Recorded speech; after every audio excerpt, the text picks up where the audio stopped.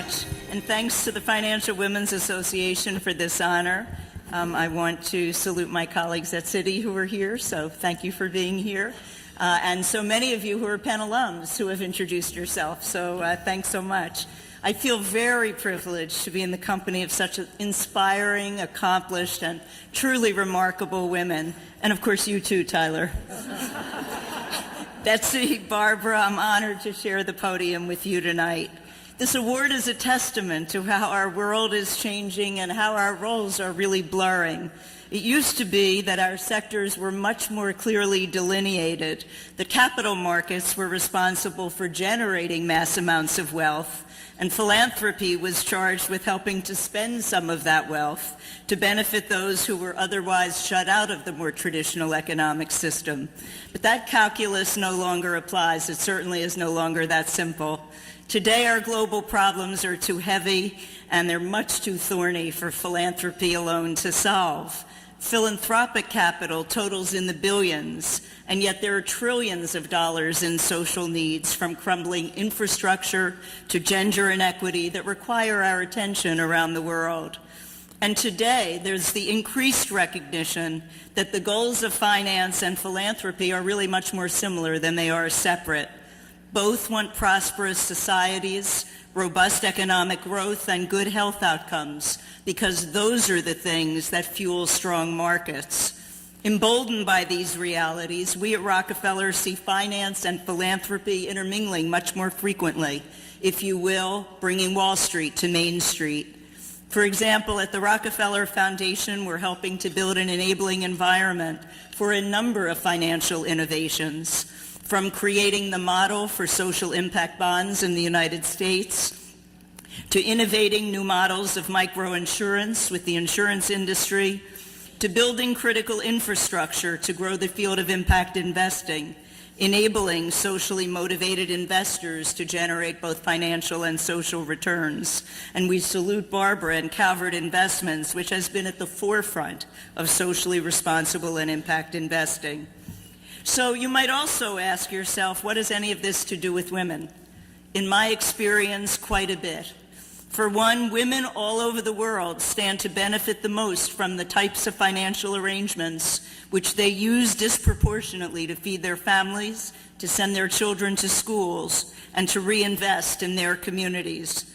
Second, I don't think it's a coincidence that as more women take their place in the boardrooms, on governing bodies, in the C-suites, and other spaces where decisions are being made, we've seen a rise in the kinds of innovations that blend both financial returns and social good, whether it's better, more equitable policies in the workplace or innovative mechanisms that channel private capital towards better health systems or greater resilience to the impacts of climate change. Let me give just one example of how that played out in my own career. When I was leading the University of Pennsylvania, I was urged by many of my trustees, mostly men, to insulate the university against the disadvantaged Philadelphia community at our doorstep. It was well-intentioned advice, but I had no intention of taking it. How could I exhort our students to give back to society if we as an institution were unwilling to engage? Instead, we built an award-winning neighborhood revitalization program in West Philadelphia, recognizing that as a university, thank you.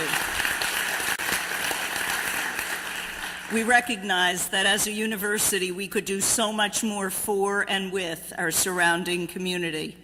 Indeed, when I look back upon my career in academia and now in philanthropy, and I count up all the well-intentioned advice that I've received to be cautious about doing something, it is often the advice that I've ignored which has yielded my greatest successes.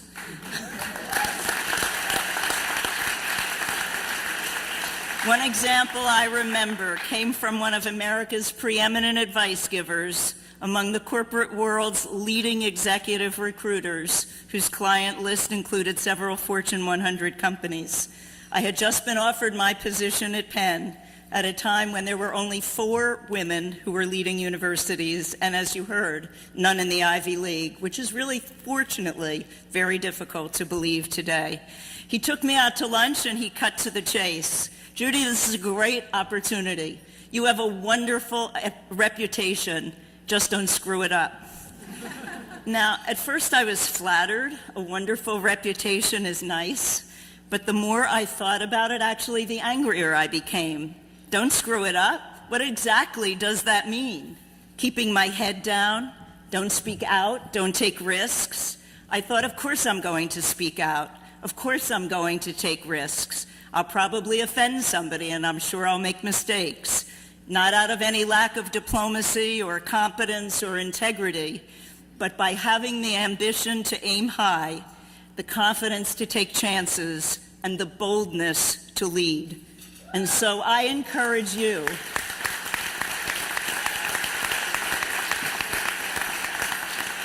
whether you continue to climb the ladder of finance, or to borrow a phrase from my friend Sheryl Sandberg, climb the jungle gym to new opportunities, I hope you'll take chances. I hope you'll be bold. I hope you'll aim high.